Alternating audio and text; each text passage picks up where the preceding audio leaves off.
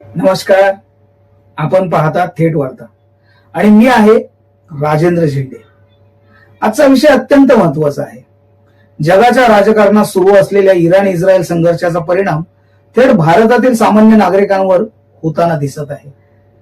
LPG सिलेंडरचे दर वाढणे, इंधनाचे दर वाढणे आणि आंतरराष्ट्रीय बाजारात अस्थिरता.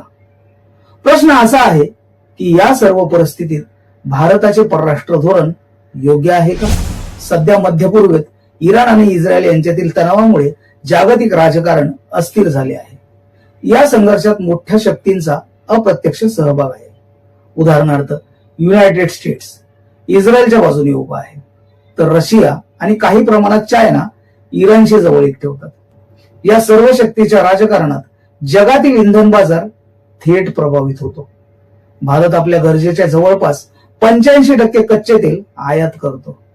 मध्य पूर्व हा भारतातील सर्वात मोठा ऊर्जा पुरवठादार प्रदेश आहे. या भागात युद्ध किंवा तणाव वाढला आहे, त्यामुळे तेलाचे उत्पादन कमी आणि समुद्री मार्ग असुरक्षित झाले आहेत. या परिस्थितीत विमा खर्च वाढतो आणि मग याचा परिणाम म्हणजे जागतिक बाजारात तेल महाग होते. परिणामी भारतात एलपीजी सिलेंडर, पेट्रोल आणि डिझेल यांच्या किमतीवर होतो. भारताची परराष्ट्र नीती सध्या एका संतुलनावर चालते. भारताचे संबंध दोन्ही देशांशी आहेत. इस्रायल बरोबर संरक्षण, तंत्रज्ञान, शेती, तर इराण बरोबर ऊर्जा, बंदरे आणि व्यापार. उदाहरणार्थ इराणमधील चाबहार पोर्ट भारतासाठी रणनीतिक दृष्ट्या अत्यंत महत्वाचे आहे.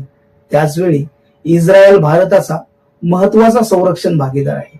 म्हणून भारताची भूमिका स्पष्ट आहे. कोणाच्याही बाजूने उभे न राहता संतुलन राखणे. या प्रश्नाचे दोन दृष्टिकोन आहेत. समर्थन करणारे म्हणतात भारताची धोरणे व्यवहार्य आहेत.